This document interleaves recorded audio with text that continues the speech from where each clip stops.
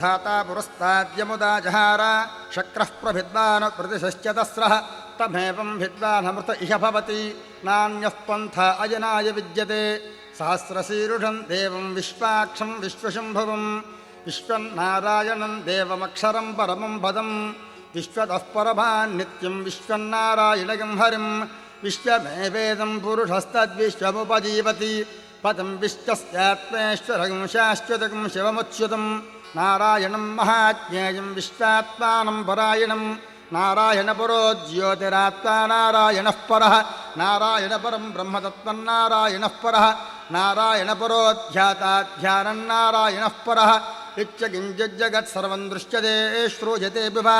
अन्तर्बहिश्च तत्सर्वं व्याप्य नारायणस्थितः अनन्तमव्ययं कविकं समुद्रेन्तं विश्वशम्भुवं पद्मकोशप्रदेकाशं हृदयं चाप्यथोमुखम् अथो निष्ट्यावितस्त्यान्ते नाभ्यामुपरितिष्ठति ज्वालमालाकुलं भाति विश्वस्यायतनं महतु सन्ततिकं शिलाभिस्तुलं बत्याकोशसन्निभं तस्यान्ते सुधिरगं सूक्ष्मं तस्मिन् सर्वं प्रतिष्ठितं तस्य मध्ये भानग्निर्विश्वाच्चर्विश्वतो मुखः सोऽग्रभुग्भयं तिष्ठन्नाहारमजिरः कविः त्रियगूर्धमधश्चायैरस्मयस्कस्य सन्तता सन्तापयदस्सन्देहमापादतलमस्तकः तस्य मध्ये वह्निशिखा अणीयोऽर्था व्यवस्थितः नीलतो इदमध्यस्ताद्विद्युल्लेखे वभास्तरा नेवारशोकवत्तन्वे पीताभास्तत्यनोपमा तस्याशिखाया मध्ये परमात्मा व्यवस्थितः स ब्रह्म सचिवः स हरिश्चेन्द्रस्सोऽक्षरः परमस्तराड् योपां पुष्पं वेद पुष्पवान् प्रजावान् पशुवान् भवति चन्द्रभावा अपां पुष्पं पुष्पवान् प्रजावान् पशुमान् भवति य एवं वेद योपामायतनं वेद आयतनवान् भवति अग्निर्वा अपामायतनम् आयतनवान् भवति योऽग्नेरायतनं वेद आयतनवान् भवति आपो वा अग्नेरायतनम् आयतनवान् भवति य एवं वेद योपामायतनं वेद आयतनवान् भवति वायुर्वा अपामायतनम् आयतनवान् भवति यो भाजोरायतनं वेद आयतनवान् भवति आपो वै भाजोरायतनम् आयतनवान् भवति य एवं वेद योपामायतनं वेद आयतनवान् भवति असो वै तपन्नपामायतनम् आयतनवान् भवति यो मुष्यतपद आयतनं वेद आयतनवान् भवति आपो वा अमुष्यतपद आयतनम् आयतनवान् भवति य एवं वेद योपामायतनं वेद आयतनवान् भवति चन्द्रभावा अपामायतनम् आयतनवान् भवति यश्चन्द्रमस आयतनं वेद आयतनवान् भवति आपो वै चन्द्रमस आयतनम् आयतनवान् भवति य एवं वेद योपामायतनं वेद